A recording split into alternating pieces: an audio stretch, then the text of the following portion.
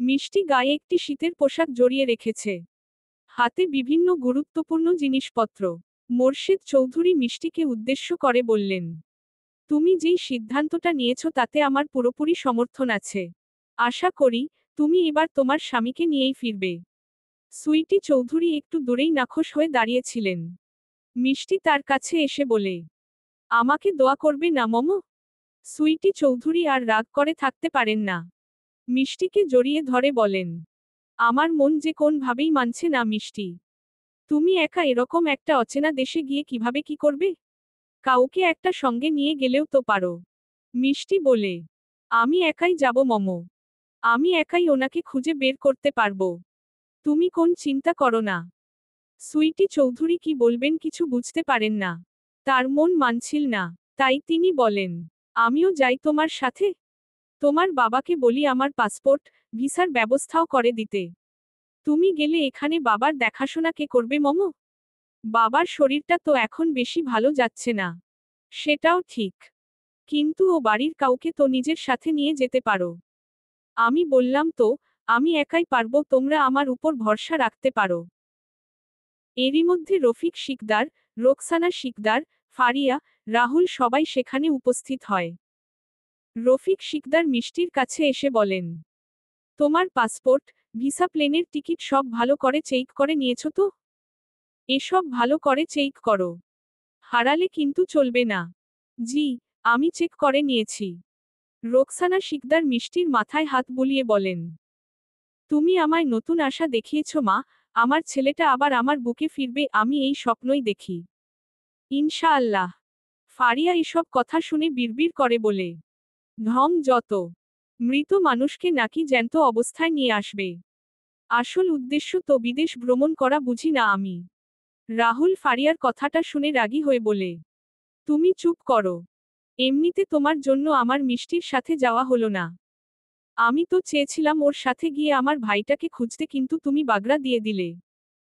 বেশ করেছি, বাগড়া দিয়েছি। যেখানে তোমার ভাইয়ের অফিস থেকে তার মৃত্যু নিশ্চিত করা হয়েছে সেখানে তুমি শুধু শুধু ওখানে গিয়ে কি করবে? ওই মেয়েও দেখবে যাওয়ার কিছু দিন পর আবার ফেরত চলে আসবে। ওকে ওর মতো যেতে দাও। এমনিতে ওই তো জেদ দেখিয়ে বলেছে ও একাই যাবে। তাহলে ওকে ওর মতো যেতে দাও। তাহলেই তো ন্যাকা চুকে যায়। রাহুল আর কিছু বলে না, মিষ্টি সকলের থেকে বিদায় নিয়ে বিমানবন্দরের দিকে পা বাড়ায়। ঢাকা থেকে সে রওনা দেবে প্যারিস বিমানবন্দরের উদ্দেশ্যে। সেখানে পৌঁছে অতঃপর প্যারিস থেকে মার্সেইতে যাবে। মিষ্টি বিমানবন্দরের ইমিগ্রেশন সেন্টারে প্রবেশের আগে শেষবারের মতো একবার সবার মুখ দেখে নেয়। অতঃপর একটা প্রশান্তিময় হাসি দিয়ে ভেতরে যায়। তার চোখে এখন একটা অদম্য সাহস দেখা যাচ্ছে। এই সাহস দিয়েই যেন এক অপরিচিত শহরে গিয়ে নিজের স্বামীকে খুঁজে বের করে আনার চ্যালেঞ্জ ছুড়ে দিচ্ছে। দীর্ঘ 12 ঘন্টার উড়ানের পর প্লেন ল্যান্ড করল প্যারিস বিমানবন্দরে।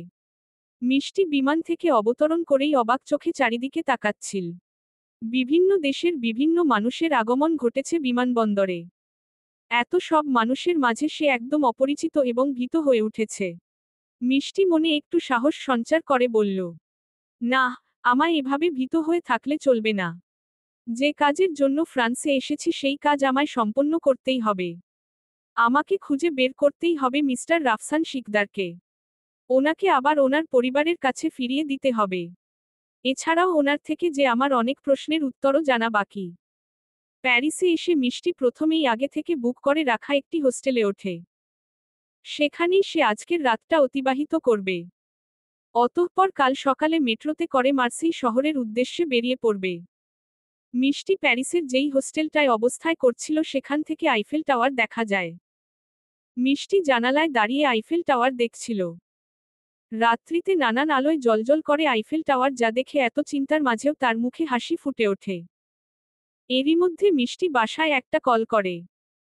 বিপরীত দিক থেকে ফোনটা রিসিভ করতেই বিপরীত দিক থেকে সুইটি চৌধুরী বলে ওঠেন, কে? আমি, মিষ্টি মম। তুমি ঠিকঠাক মতো পৌঁছে গেছো তো? হ্যাঁ, মা। আমি এখন প্যারিসের একটি হোস্টেলে আছি। কাল সকালে মেট্রোতে করে মার্সেইয়ের উদ্দেশ্যে রওনা দেব। ওহ, আচ্ছা, সাবধানে যেও। আর ব্যাগপত্র সব সামলে রেখো। ঠিক আছে। আর একটা কথা, বেশি দিন ওখানে থাকার দরকার নেই। 4-5 দিন একটু খোঁজ খবর নাও, তারপর কিছু জানতে না পারলে আবারও ফিরে আসিও। না হলে ঝামেলা হতে পারে। এভাবে অচেনা অজানা দেশে একা একটা মেয়ে হিসেবে সারভাইভ করা অনেক কঠিন। তুমি চিন্তা করো না। আমি চেষ্টা করব যত তাড়াতাড়ি সম্ভব এখানে ওনাকে খুঁজে বের করার। অতঃপর কিছুক্ষণ কথা বলে সে কলটা রেখে দিয়ে একটা দীর্ঘ শ্বাস ফেলে। এখানে আসার পর সে ফ্রান্সের একটা সিম কিনে নিয়েছিল। মিষ্টি এবার ফোনটা ডেস্কে রেখে বলে, এই দেশ থেকে তো আমি তখনই ফিরব যখন মিস্টার রাফসান শিকদারের দেখা পাব। তার আগে কখনোই নয়। সকালে ঘুম থেকে উঠেই কোনোরকমে ফ্রেশ হয়ে মিষ্টি প্যারিস মেট্রো স্টেশনে পৌঁছে যায়। একটু পরেই মেট্রো চলে আসে। মিষ্টি মেট্রোতে উঠে পড়ে। এখন তার গন্তব্য মার্সেই। ফ্রান্সের বন্দর নগরী তথা প্রবেশদ্বারও বলা হয় এই শহরকে।